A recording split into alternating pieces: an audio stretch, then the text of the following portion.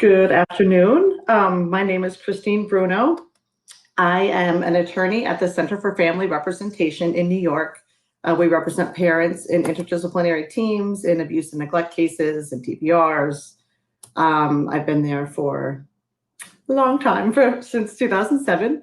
And the speaker today that you will hear is Dr. Martin Irwin.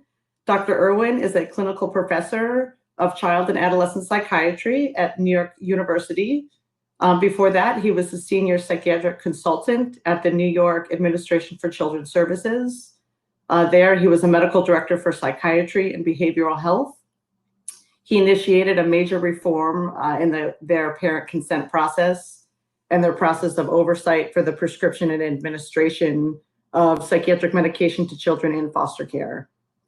Now, as a parent attorney, and like many of you, we need to be paying attention to the medication that our clients' children receive when they're in care.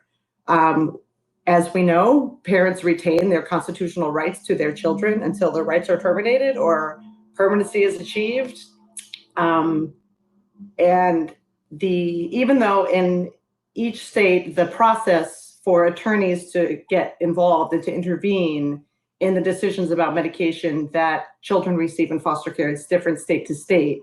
What doesn't differ state to state is ASFA and the reasonable efforts requirements that agencies have to exercise before reunification can occur and before permanency is achieved.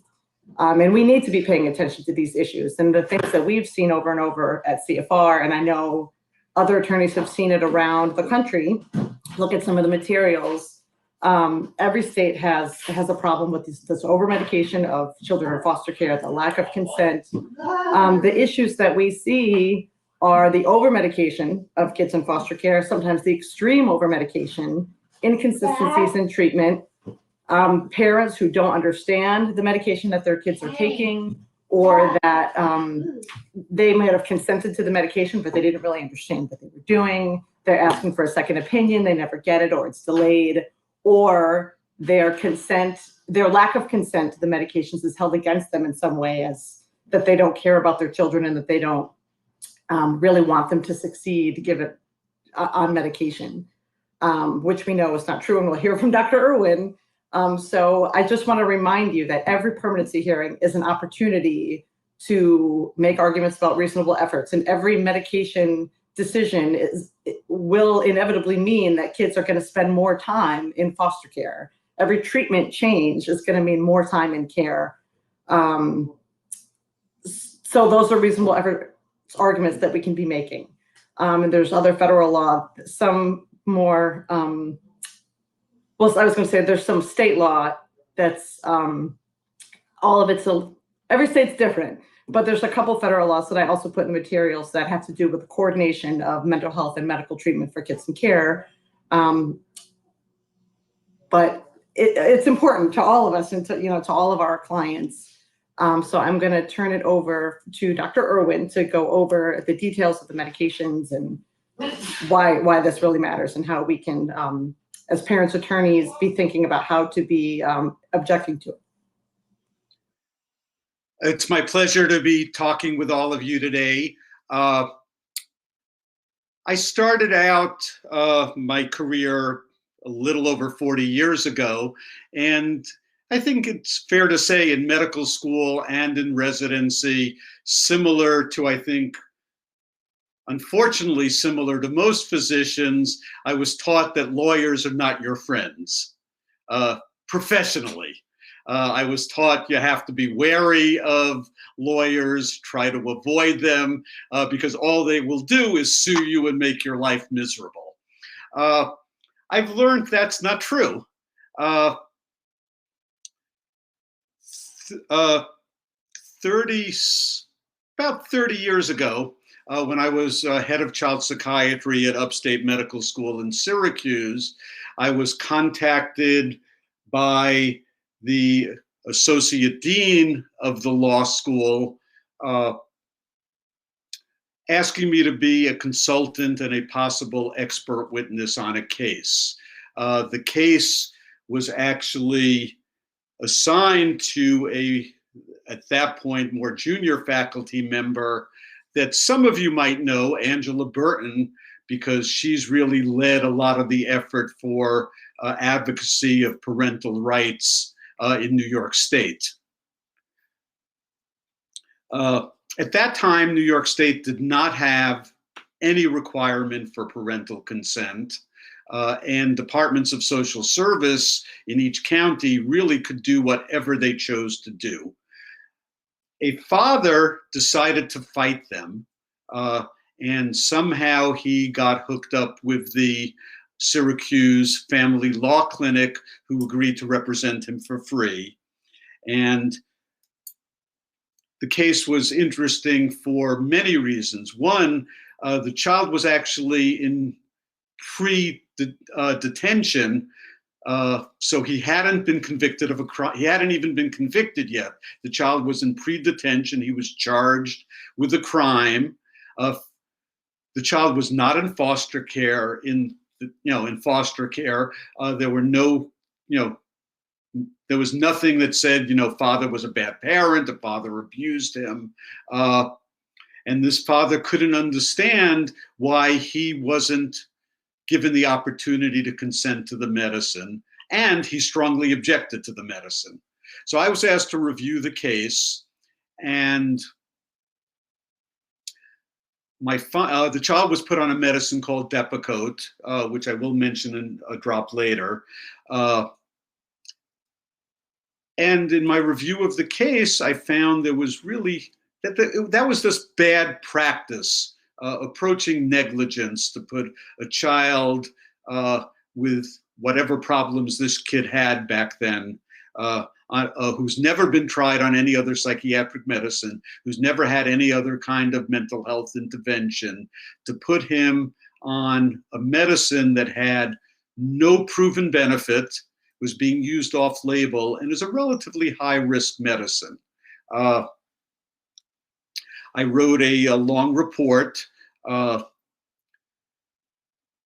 judge issued a ruling excoriating the Department of Social Service in Monroe County, which is Rochester, New York, for two things. One is the judge couldn't understand why father didn't have a right to consent and faulted DSS for that. And then the judge also agreed with me that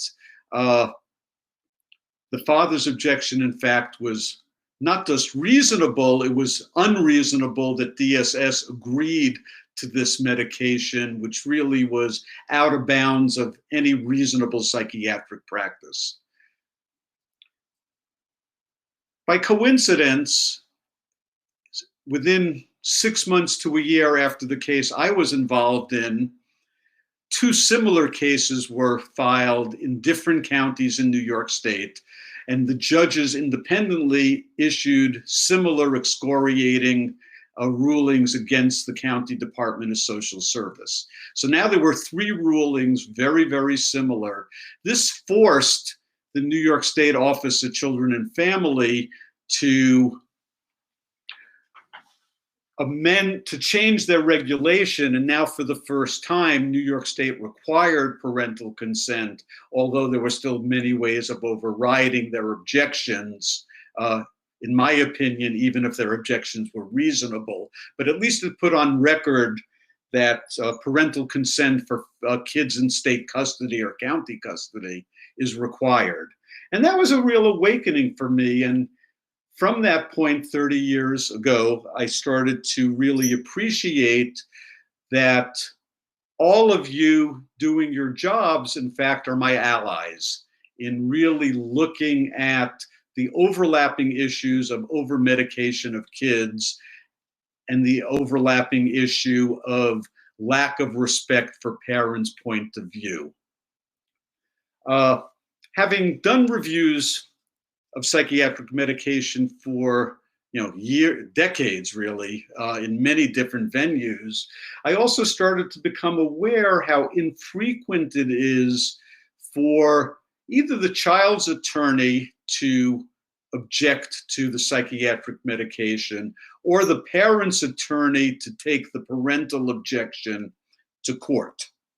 And I started wondering about that, and that's starting a year ago, that's what got me interested in presenting to legal groups that are advocates for kids or their parents or represent kids and their parents, what they need to know about psychiatric medication, with the hope that maybe that will empower them, really empower you to think more about taking these issues to court if you can't negotiate them directly with the governmental foster care authority, who really isn't all that amenable in many, many cases to care about the opinion of the parents or their lawyers.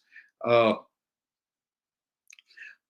I started doing these talks, I started in formats, since this all started around the time of COVID, in formats where there was more, where I could see the audience and there was more participation. A lot of the attorneys that I talked to said, in fact, we don't, even if we agree with the parent, even if the parent, we're relatively certain, as I will hope to convince you today, that most parental objections, in fact, are quite reasonable. They don't take it to court because the Department of Social Service, or again, whatever the governmental foster care authority is, will fight it, and they'll view that as further evidence that the child should never go home to the parent, that the parent makes poor decisions, and it will be a mark against the parent. And that's really too bad. So now we have a system where consent is almost meaningless because it doesn't provide the information you and I would demand for treatment of our kids. What's the benefit, and what's the likelihood of benefit? What's the risk?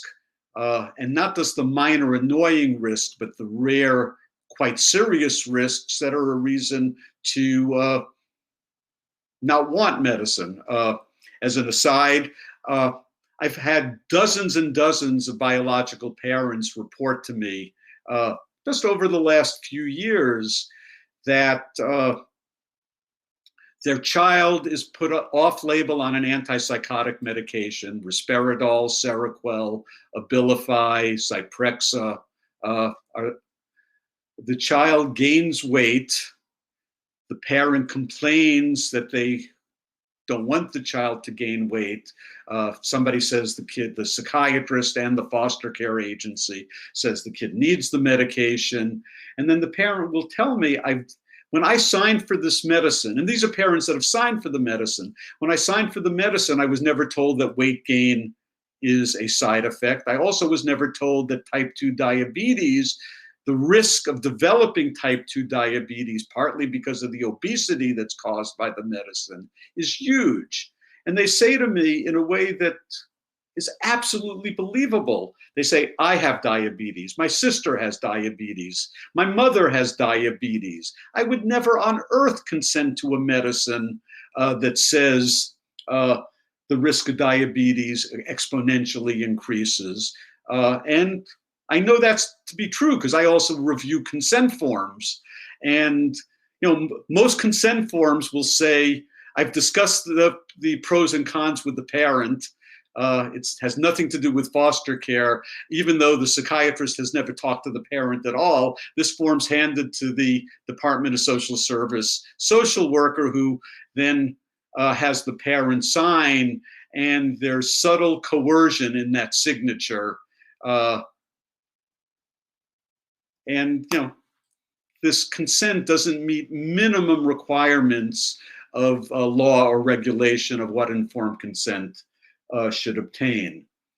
So I hope to impart to all of you today, what are things that are red flags, whether you represent the kids and you see that this is how the kid is being treated, then you really should object, or the parent is objecting. And most of parental objection is about one of the issues I'm going to cover.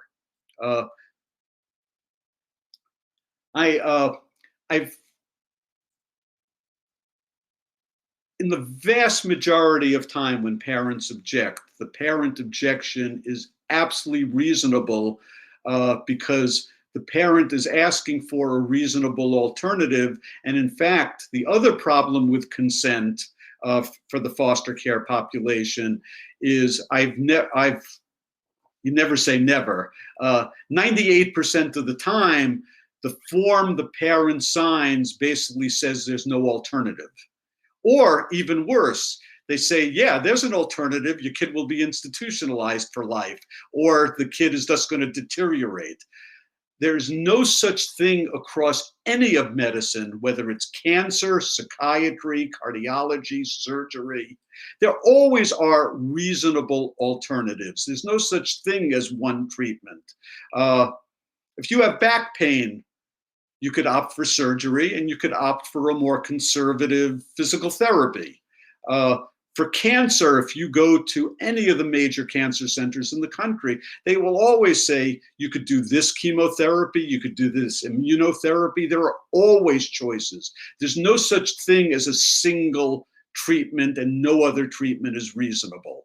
And yet the consent forms that parents in the child welfare system sign never, ever, or maybe 1 or 2% again, I'm breaking my own rule, they almost never give alternatives.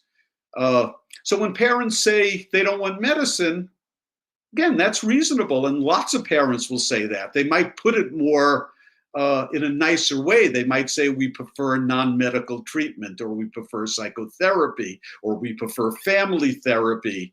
But again, choices are always available, and it should be the parents that make the choice among the reasonable alternatives, and not the psychiatrist, not the foster parents, and not the agency, who are unfortunately interested in behavioral control of behaviors they find objectionable, whether the medicine really is in the best interest of the kid or not. So what are the red flags? Numbers of medication. There's rarely a reason for multiple medicines, and especially these cocktails that mix activating medicines or stimulating medicines, which are essentially uppers, with sedating medicines that are essentially downers. So, where I draw the line is somewhat arbitrary. And you could argue, the line should be drawn differently, but it really depends. But no matter what, it needs to be developmentally informed based on the child's age. So I think any child 5 or under who's prescribed a medication, that's a red flag. Little kids should be treated with therapy and not with medication. Now, for the kids that fail evidence-based therapy, there might be a role for medication down the road, but that should be a red flag that at least tells you that you should look what other treatments are being given, have other treatments been tried first, and if the medicine is the first intervention that's been tried on a kid 5 or under, that's probably a good reason to object. There are really good treatments for kids, psychotherapies and psychosocial treatments, and they're highly effective, and they really should be tried first. Now, for kids a little older, you should object if they're tried on a second when they're tried on a second medication. For sort of middle school kids, a third medication, and for high school kids, I drew the line when somebody wants to put them on a 4th medication.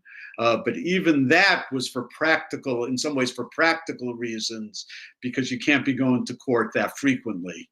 I rarely, clinically see kids that you can't stabilize if you really are not interested in piling medicine on top of medicine, need more than 2 medications. The kids get on these multiple medications because of misdiagnosis, lack of appreciation of trauma, and then inappropriate treatment. So kids are diagnosed, especially in foster care. the entry diagnosis for almost every foster kid is ADHD, and foster kids do show hyperactivity, impulsivity, and hyper inattention, but they don't show it because they necessarily have a primary independent ADHD. They show it because they're nonspecific symptoms of trauma, and most foster kids may have experienced trauma at home, may have experienced poverty, which is a form of trauma, but isn't a reason to put a kid in foster care. They may have experienced domestic violence, but again, there are ways of improving that, leaving the kid in the home. And if they haven't experienced trauma in the home, they're going to experience it being yanked from the home. And the adjustment to foster care is difficult. If a child living with both biological parents in an average expectable home with no history of trauma, absolutely average coping skills, adjustments, in the limited years of the child's life, if that child moves with his family out of state, you see some behavioral regression that lasts probably 8 to 12 weeks until so even for kids outside the foster home care who lose their friends, their school, their house, but are still with their important attachment figures, they take 2 to 3 months to adjust to the new surroundings, to adjust to the new school, to make new friends, to reach a new equilibrium. And during those 2 or 3 months, they act out a little more. They might start bedwetting if they haven't done that before. They might become more mouthy. They might become withdrawn. They might have sleep problems. And I would hope that we're not medicating kids in that situation. But kids in foster care who, again, bring more baggage into the system with them and then have trouble adjusting. I can't tell you how many times I've seen recommendations. The kid's been in foster care for a month. The kid has to be on medicine. Then what happens? They're put on a stimulant, which is an upper. They may have some slight benefit, but then they get overstimulated, their sleep gets worse, so the foster parent complains now they're not sleeping, or the Ritalin, which lasts, or the Concerta or the Adderall, which lasts maybe 8 hours, wears off and they get worse in the evening. So now they're put on a downer to basically get rid of the side effects of the upper. Then they become over-sedated and the teachers start complaining again they can't concentrate. So the stimulant is increased or another activating medicine is added. And again, then you get on these really crazy cocktails that no kid should be on. And it's clear over-medication, and with multiple medicines, at least half of which are used totally off-label. The other half might be on-label, assuming the diagnosis is correct. And again, it's very easy to misdiagnose foster kids. Likewise, a common problem is a child is put on a medicine, it might even be correctly, and the child gets a reasonable response, but gets a side effect, a behavioral side effect or a sleep side effect. So instead of stopping the medicine that's causing the side effects and trying a similar medicine that might have the benefit without the side effects, because again, there are always multiple choices, even of medication. The common practice is to add another psychiatric medication to get rid of the side effects. And that's when we start getting into these mixtures of uppers and downers. So anytime a medicine is prescribed for a side effect, you really need to question it and really wonder why the medicine that's causing the side effect isn't stopped and another medicine, and it's okay to try a second medicine, but to try it alone and not add it on top of the first medicine. The use of off-label medicine. The medicines very commonly used for foster kids are antipsychotic mood stabilizers. Again, Abilify, Risperidol, Zyprexa, Seroquel are the main ones in that group. They are evidence-based medicines for schizophrenia, and they're evidence-based medicines for true bipolar or manic depressive illness. But that's not why they're used in the vast majority of times for foster kids. They're used for behavioral control and to get rid of the kids or to blunt the kids' anger. So the foster parents, the teachers, the caseworkers don't have to experience it. So they're used because the child's emotions, which are in fact not that abnormal, these kids have a lot of right to be angry. What might be problematic is how they manage their anger and the behaviors they show, but the solution to that, again, is good psychosocial intervention. So they're put on these off-label medicines that should be reserved for schizophrenia and classical manic depressive bipolar illness. And these are among the most dangerous of or the most risky of psychiatric medicines. They cause huge weight gain, even more than the weight gain when they're given to adult schizophrenics or adult bipolar patients. They cause weight gain that none of you would accept for a non-life-threatening illness. These kids gain, again, when adults gain 5-10 pounds on a medicine that they have to take for a prolonged period of time, they'll already have, if they're non-compliant or anti-authority, like some of us might be, they will stop the medicine on their own. If they're more compliant, they'll go back to their doctor and say, you should have told me about this weight gain and I would have asked for an alternative. Or now that I've gained 5-10 pounds, I want to be off this medicine before I gain another 5-10 pounds. What are the alternatives? Dr. Irwin, there's a question in the chat about what off-label means. Sure.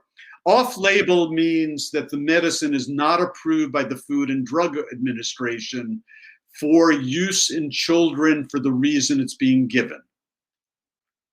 So if we go to the COVID vaccines, which we all know about, the COVID vaccine had to be, the data of the research to see if the COVID vaccine is safe and effective had to be submitted to the Food and Drug Administration. Since we didn't have enough time to get as much data as is usually needed for permanent FDA approval, the FDA decided for the Johnson & Johnson vaccine, the Pfizer and Moderna vaccine to grant temporary emergency approval, because it's an emergency and they couldn't wait for the extra data. And for the AstraZeneca vaccine, they haven't granted, they've denied approval. So that's what happens that process is the same for every medicine, whether it be a cancer medicine or psychiatric medicine. You have to submit the medicine for approval, and the approval is specific to an age group and for an indication. The indication means, what are you going to use it to treat? So all these medicines that I mentioned are FDA approved for treatment of schizophrenia and for treatment of bipolar disorder, first in adults. Then you have to submit one additional study to get approval for kids. So these medicines are FDA approved as having an evidence base for use in children with schizophrenia or bipolar disorder. Off-label, once a medicine is marketed, you could use it for, a doctor could use it for anything they want. So if there's a medicine that has psychiatric approval for adults with depression, as a physician, I do have the legal right to prescribe that to a kid, but it's off-label, because just because it's safe for an adult and effective for an adult doesn't necessarily mean it's safe and effective for a kid. So off-label is when there's no FDA approval, either for the age group or for the specific why it's being used in that age group. What that means is the medicine is experimental. We don't know if it's effective because the research hasn't been done, or we don't know if it's safe. And that's very important because, as I just mentioned, for these medicines that cause weight gain, they cause the weight gain on Zyprexa threefold the weight gain it is for adults. Same medicine used for the same reason, kids gain an equivalent of 3 times more weight than adults do. Also remember, when a kid gains 10 pounds, they only might weigh 50 pounds to begin with. When an adult gains 10 pounds, they're starting off at 150 pounds. So gaining 5-10 pounds for a kid, these kids, a large number of these kids become obese and nothing is done about it. The other side effects is a huge increase in type 2 diabetes. There's also an increase of risk of abnormal blood fats, which then lead to cardiac disease down the road. There's the social risk when you're obese. You know, these kids have enough trouble as it is. When they're obese, it creates further psychosocial difficulties. Kids pick on them at school, they make fun of them. And again, the adults just don't seem to care. Lastly, there are some rarer side effects that are quite dangerous, and I see them at least a few times a year. Worse on risperidol or risperidone than the others in the same family, but they could occur in anybody taking these second-generation antipsychotic medications, and they're taking it off-label, so the risk automatically outweighs the benefit because we don't really know the benefit. These medicines cause big breasts in boys, and what's almost criminal and definitely negligent, even when that happens, if you catch it early enough, it's reversible. And one of the ways you could catch it early is by monitoring a hormone in the brain. In girls, it causes a similar problem, but it causes enlargement of breast and milk leakage. And Johnson & Johnson has had to pay out billions, close to $1 billion in lawsuits.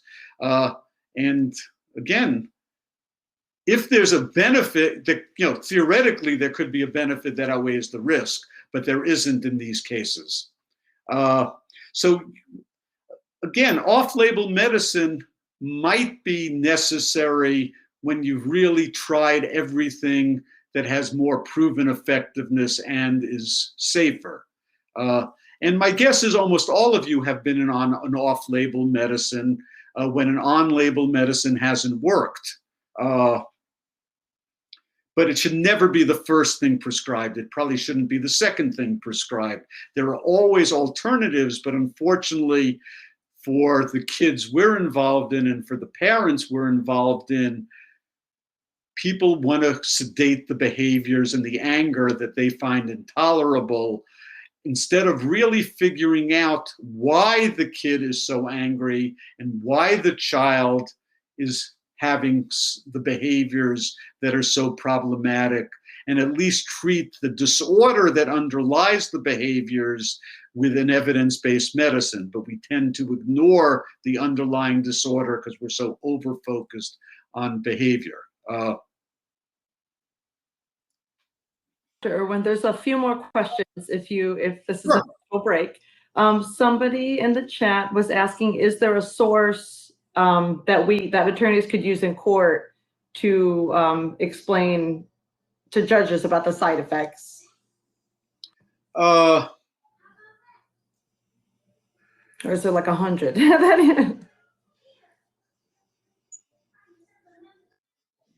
I mean, it's easy to find the side effects. You could go on, WebMD, RX, all the pharma. The problem is, and that's in some ways why I do this. And maybe I'll start with insert now, sort of. If any of you ever have a question and you want a very quick informal consult.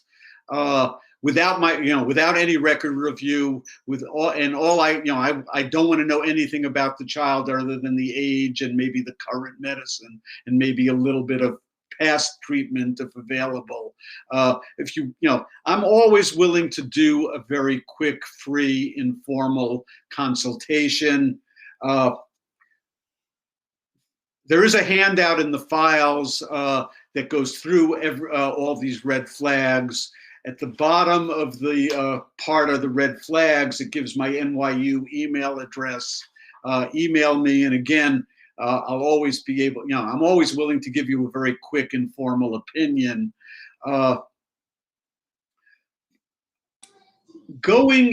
Then what you do, and maybe we could talk about that a little at the end, becomes much more difficult, because the other reason, other than I think many of you think that the parents get a mark against them if they make too much noise, even if they're correct, is it's an unequal playing field. DSS and the psychiatrist is going in with a typewritten psychiatric report that says the kid needs the medicine, that says, essentially the benefit outweighs the risk. And you go in even with, something off the web that says, this medicine could cause this side effect. It's a really unequal playing field.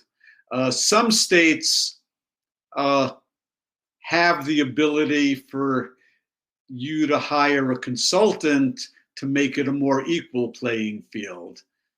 Some states don't. Dr. Howard, are you sort of a unicorn in this issue?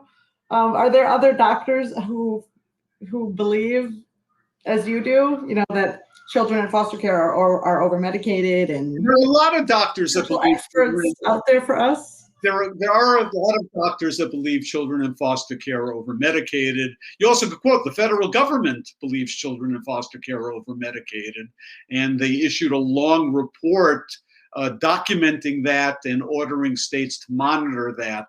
The states, I don't think, are doing a very good job monitoring it.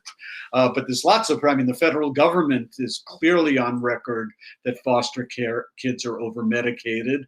There are clearly evidence from Medicaid audits that show foster kids are given medicine way more than other kids on Medicaid.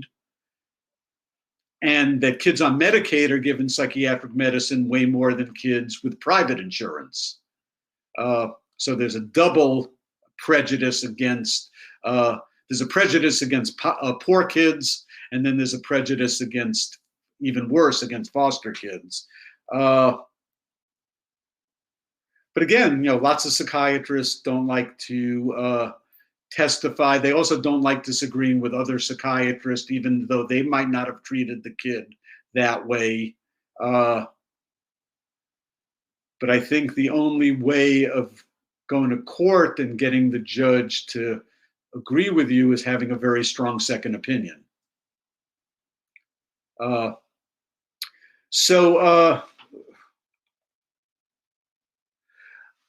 Another red flag, quite simple, I've hinted at up to now. Any kid that's gained a lot of weight, you should object.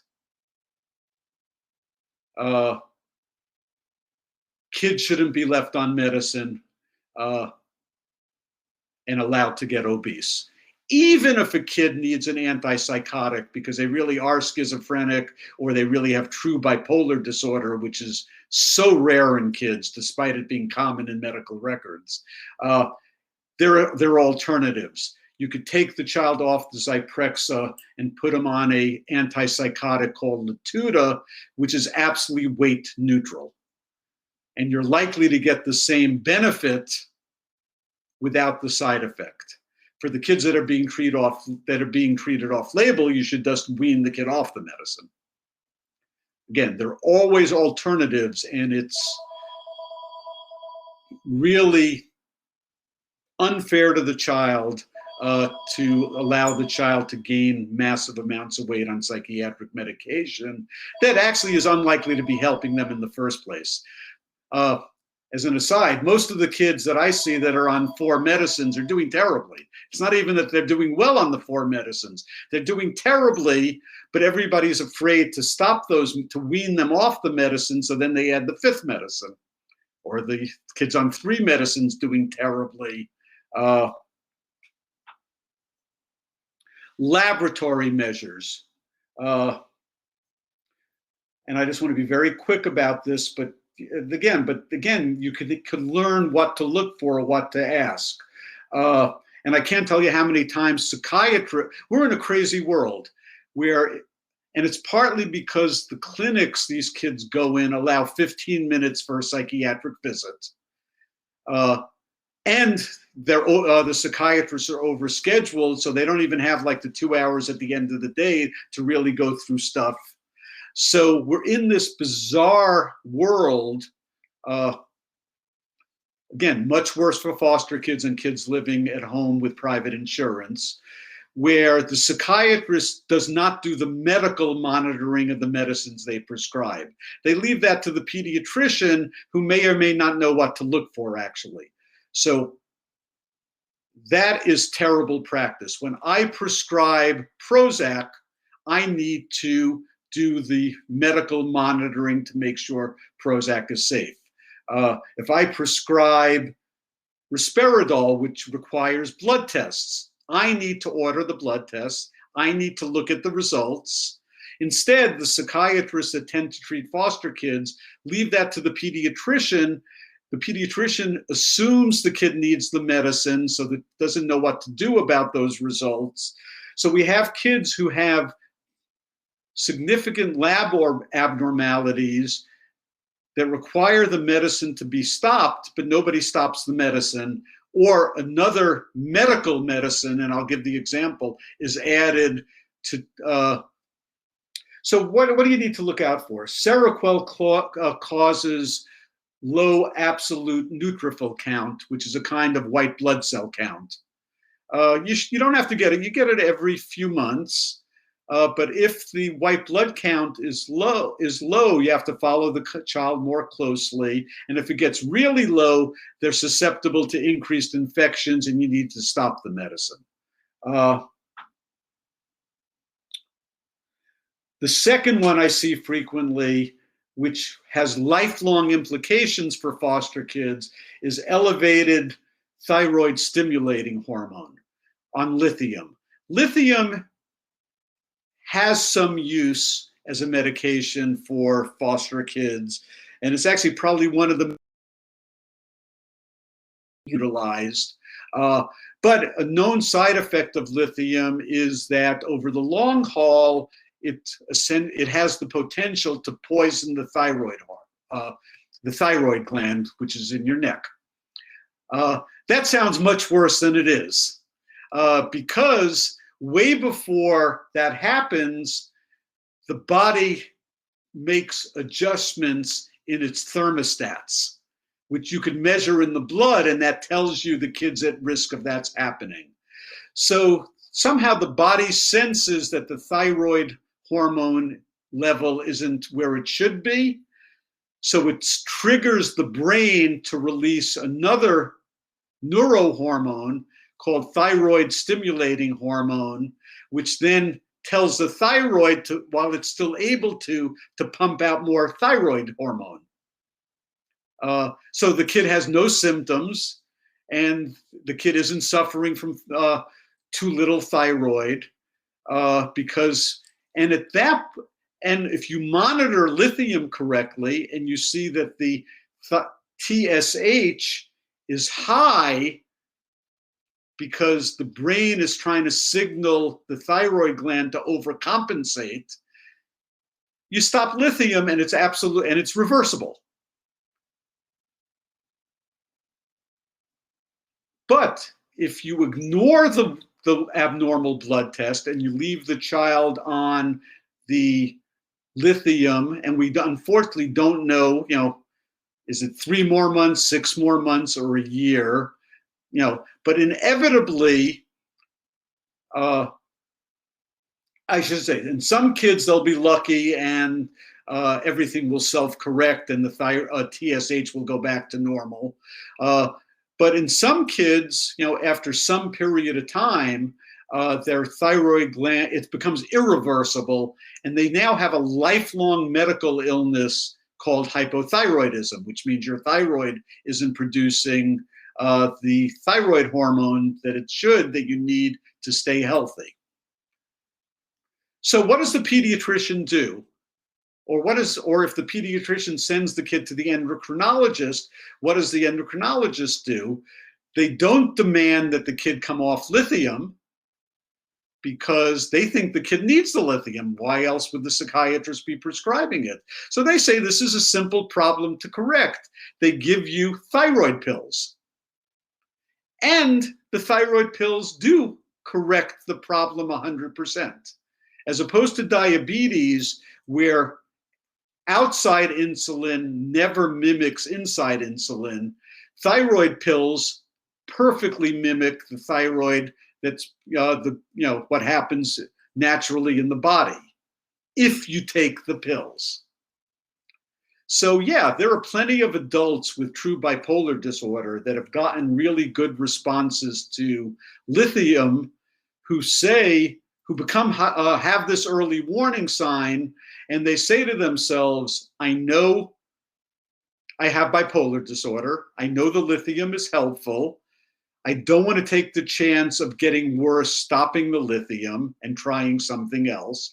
And I know I'll take the thyroid pills for the rest of my life. And I know I could afford the thyroid pills, and I'll get the blood tests to make whatever adjustments I need in my thyroid levels. That's a perfectly rational decision.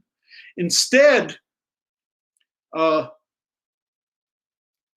DSS or the foster parents or instead the kid is put on thyroid hormone, which works as long as the kid is in, which is a solution as long as the kid is in foster care.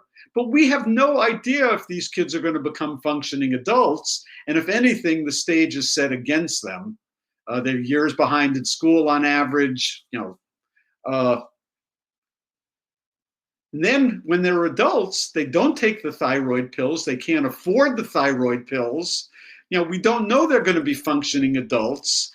And now they have a serious medical illness that they're not treating, that they have. Who are we to sentence a child to a lifelong medical illness when we could stop the lithium and the kid would get better?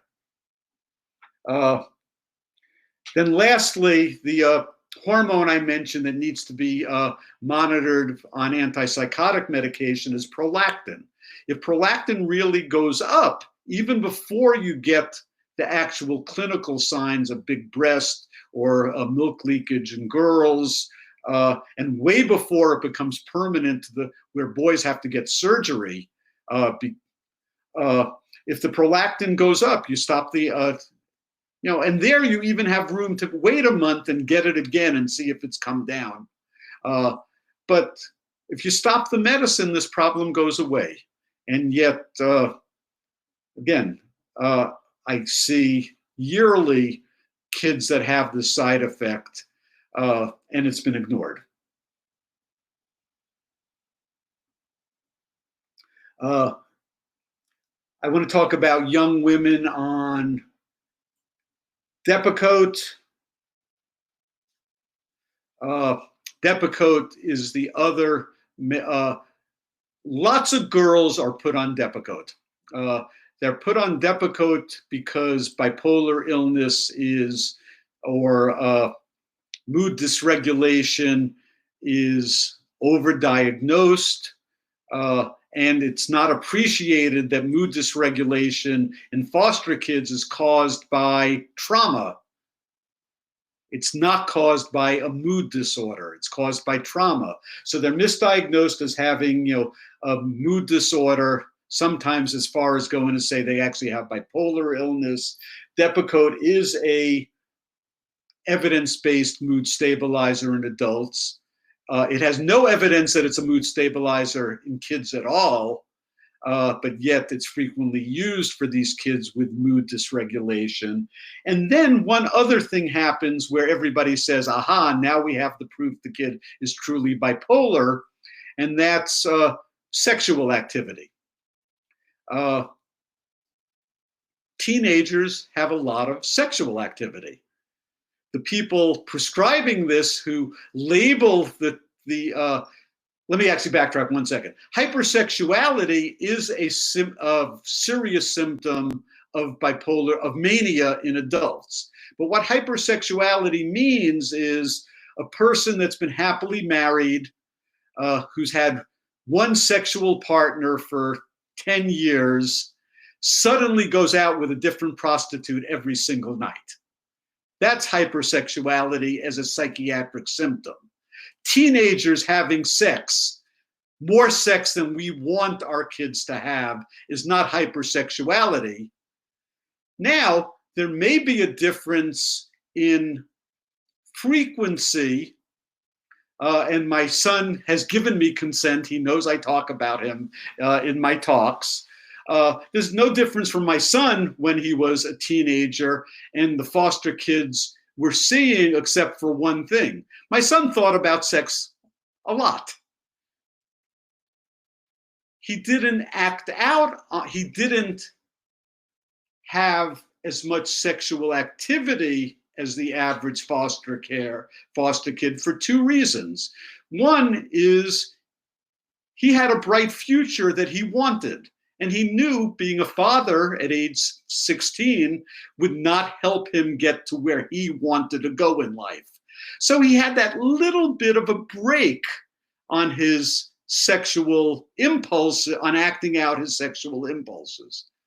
Second thing is he had a parent who gave him lots of supervision. So what the psychiatrists call hypersexuality as proof that the kid has bipolar disorder, I call under parental supervision disorder. Foster kids don't have nearly the supervision that many of our kids will have. So that means they will have more sexual activity. They also are a little more impulsive. They're less likely to use birth control for lots of reasons. They have less access to it. And the adolescent girls are in the highest fertility period of their whole lives. So we shouldn't be surprised that adolescent girls in foster care get pregnant way more than adolescent girls living with their biological parents in an average expectable home. But now this is the proof that they're bipolar. We give them Depakote, which is the single most dangerous psychiatric medicine to the fetus. You shouldn't take Depakote unless somebody really has talked to you about it and about your willingness to have an abortion should you get pregnant. This is a dangerous medicine to give to a woman in a high fertility period of her life. And in fact, in the few kids I've seen that have true bipolar disorder where I wanted to use Depakote, and I talked to the parents in advance, and the parents are totally committed to pro-choice. They turn Depakote down. They say, although if my daughter got pregnant, I would okay the abortion. Why would I want to have my daughter have an abortion if it's avoidable? And we here don't even talk to the family who has every right to object to Depakote if they know about this for family values, religious values, cultural values. We dismiss their values. We don't tell them about this. The child is put on Depakote. I've seen some kids who then do get abortions down the road, and then I see some kids where there's a valid objection, and they end up, delivering with a high possibility that it will be an abnormal fetus. I don't think any adolescent girl should be on Depakote. But yet it's used frequently in our system with there is no talk about this with the parents before the Depakote is prescribed. I want to leave some time for questions. There are a few things in the handout that I haven't mentioned about clinical red flags and also consent red flags. I'll just talk briefly. The consent red flags, if only one treatment is given, recommended, that's a red flag. If the black box warning isn't there, which are the serious, albeit rare side effects.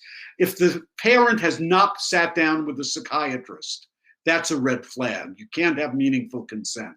And if the parent just feels that they have questions that haven't been addressed, that's a red flag. So I'm going to end here. There are a few things I skipped. Feel free to email me if you have questions and we don't get to them in the next few minutes. And again, if you come across a problem down the road for a very quick informal consult, I'm glad to be a resource. Thank you, Dr. Irwin. So whenever I've heard you give this talk a few years ago, a similar one, and then as now, I have like chest pain just from hearing you talk about, especially the last part about giving Depakote to adolescent girls. But there's so many points here for attorneys to take away for potential cross-examination of an agency doctor, or if you're looking for your own expert and things to cover in an affidavit, in an objection. I'm thinking just some of the things that Dr. Irwin mentioned about, did a child psychiatrist review all their records? How long was the appointment before the medication was prescribed? Was it off-label? Who's monitoring the medication? Was it the doctor who prescribed it? But do the parents know about the side effects? Do the children know about the side effects? How often are they checking in on the child's progress in the medication? The hormone, there's everything that you talked about here could be a topic for a cross-examination of a doctor to convince a court to not approve or to prohibit the prescription of a medication. The other thing that occurs to me as an attorney that's a much, much larger topic is equal protection, and the disproportionality of children of color in foster care, and children of color being given medicines to control their behavior, and the fear that people have of taking them off of it. It makes me wonder, how connected is that to race and people's fear of people of color, white people's fear of Black teenagers. And it's something to think about. And if you have an equal protection argument, think about it. And just protect your record. At CFR, I'm a big fan of encouraging people to make arguments, even if you think they're going to be denied, or even if you think, it's not going to be popular, or it's a hard thing to win. Preserve your record, and you never know what you're going to end up appealing. But anyway, so those are my last thoughts. But there are some questions in the chat and in the question box. I think there's one question about, and that's a really good one, and I'm remiss that I didn't mention that, so I'm really glad. And that's for follow-up. We live in this crazy world that follow-up is monthly, regardless of context.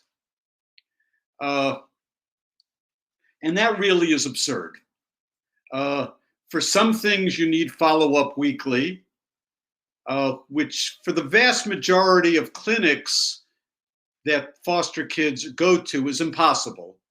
And for some things, it's actually okay to see a kid every 3 months. So an example, when if there's an emergency and a kid started on a medication, you really should see that kid way before 1 month down the road. You should probably see them weekly. If the situation was that urgent that you had to decide, start a medication like an ER, ER starts a medicine, that kid should have follow-up within a week. For two reasons. One is you want to make sure you're not having a side effect, but also if I put a kid on Concerta or Adderall for ADHD, and I have weekly follow-up, stimulants like Concerta, Adderall, Ritalin, they have their maximum effect within a week. So if I see the kid weekly, I could complete my trial of medicine within 4 to 6 weeks, because every week I'll increase the dose until the medicine is side effects, and I know it's higher. But if I see the kid once every month, it's going to take a half year to see if the medicine works. And that's an extra half year that the kid's suffering, the parents are suffering. And if the medicine does, so I could make a decision. I always differentiate between trying a medicine and prescribing it long term. So I contract with parents, we're going to take X number of weeks to see for your kid, does the medicine work and what's the harm of the medicine? And then we'll decide if it's worth continuing it. So, it really is counterproductive to take 6 months to finish your trial when it could be finished in 6 weeks. Side effects are especially important, and I didn't mention this because it's not in the context of a red flag, but it is in the context of how underappreciated and undertreated the trauma is in the child welfare system. Instead, it's viewed as, mood bipolar, some kind of mood disorder.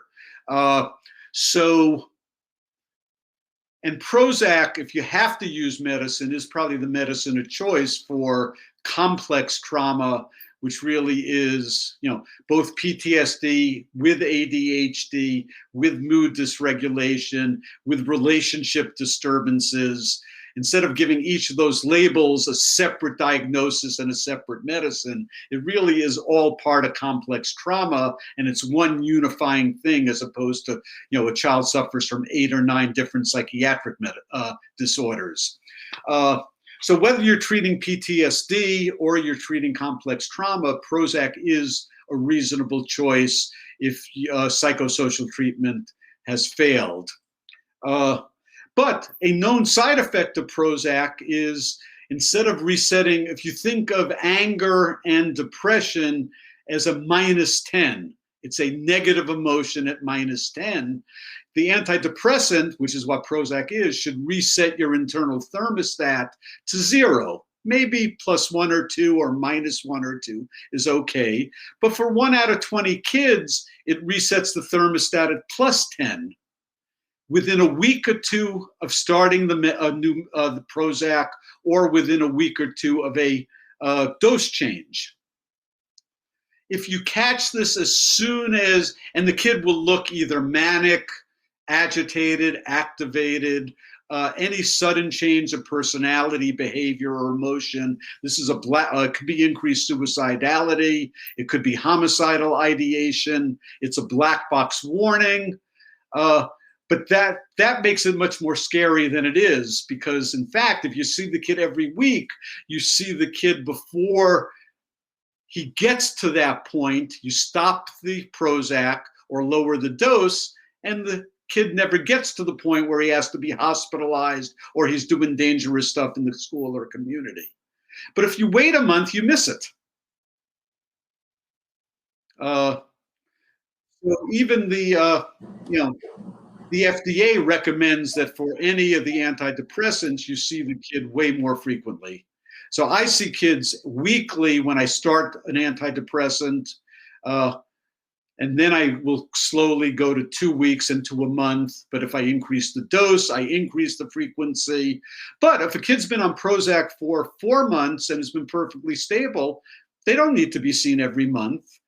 But our mental health system doesn't have the flexibility to tailor treatment to the individual kid. It's once a month, whether you need it or not.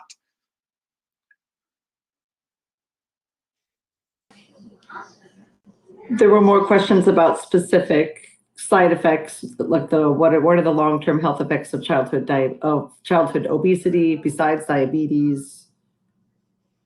Well, heart disease. I mean, high cholesterol, high blood fats, high triglycerides, ultimately contributing to heart disease. And that's the classical ones, but now we know, obesity makes your prognosis with COVID worse.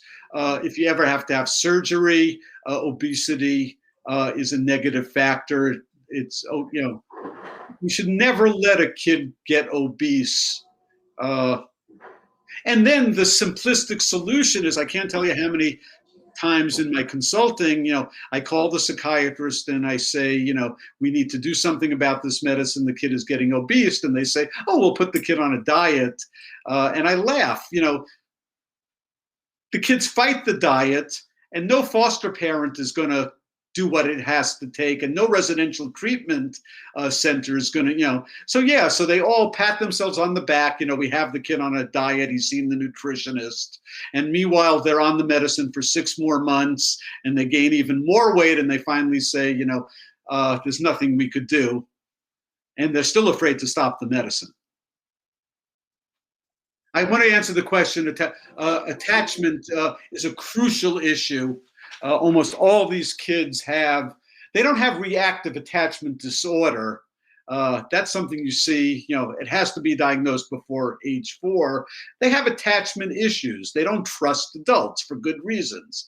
They're angry at adults for good reasons. They think adults, they're hypervigilant to adults doing something bad to them, to the point where they may misrepresent reality. So most of these kids do have attachment issues. There is no medicine for attachment issues per se, but with the caveat, that's one of the defining features of complex trauma. So if you think of complex trauma as an all-encompassing process that contributes to the emotional dysregulation, the ADHD-like symptoms, the PTSD-like symptoms, the anxiety, the depression, and the attachment issues, yes, there's some benefit in trying Prozac.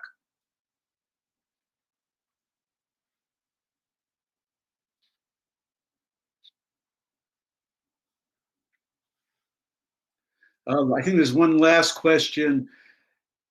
How can we determine whether a child is getting adequate sleep and nutrition before turning to medication? Sleep is sort of, in some ways, easy. Usually the kid will tell you, or the foster family will tell you. The kid takes a few hours to go to sleep, or the kid falls asleep easy and is waking up multiple times at night. Nutrition is a little harder to tell, but I think all foster kids are seen by pediatricians. I think the pediatricians probably do a decent job with nutrition, maybe less so with sleep, because they do, I know in New York State, they do an assessment, I think every year. They do routine blood tests. If you're, so they look for anemia, they look for, how your liver's working. If your blood tests are fine, you're not too skinny, you're not too overweight, then there's, then I think that, again, there's no reason to think your nutrition really is very problematic.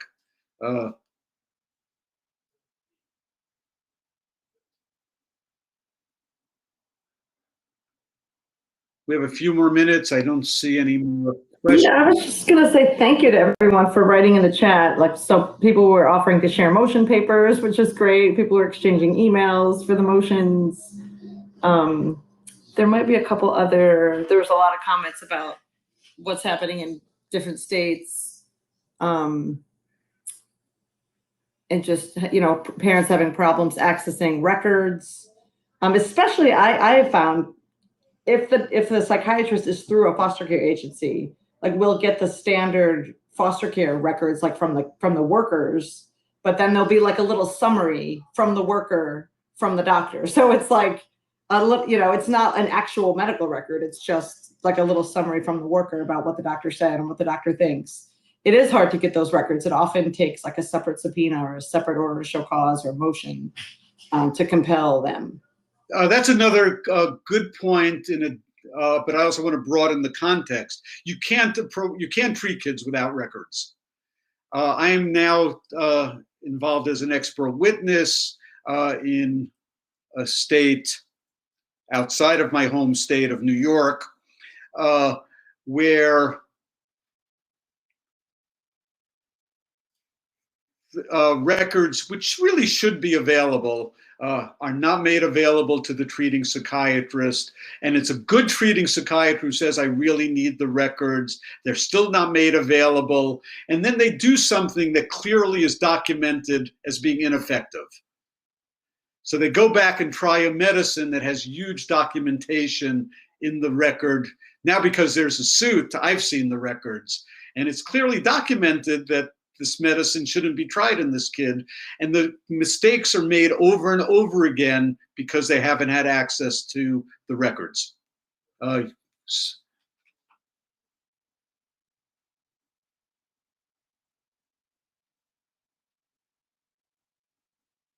There was another question about race and the NFL policy about athletes having lower cognitive scores, and you can see it too. But is there a scale that starts them in the category that makes them more likely to be medicated? Well, I think there are multiple factors that, and again, it clearly, you can't separate it from race. Children in foster care, so we are talking, again, a lot primarily about black and brown children, have lower IQs on standard tests, IQ tests. That somehow contributes to let's medicate them as opposed to do psychotherapy. And there's a lack of understanding that IQ is actually heavily influenced by school acquisition. So foster kids, and that's more influence the older you get. So the more school acquisition. So, you have a 12, 13-year-old who's 4 or 5 years behind because he's been bounced to 6 foster homes, 2 residential treatment centers, multiple different schools, and he's 4 or 5 years behind. And he's behind in acquisition of age-appropriate learning, not because he has any cognitive dysfunction. It's because of the system and the trauma.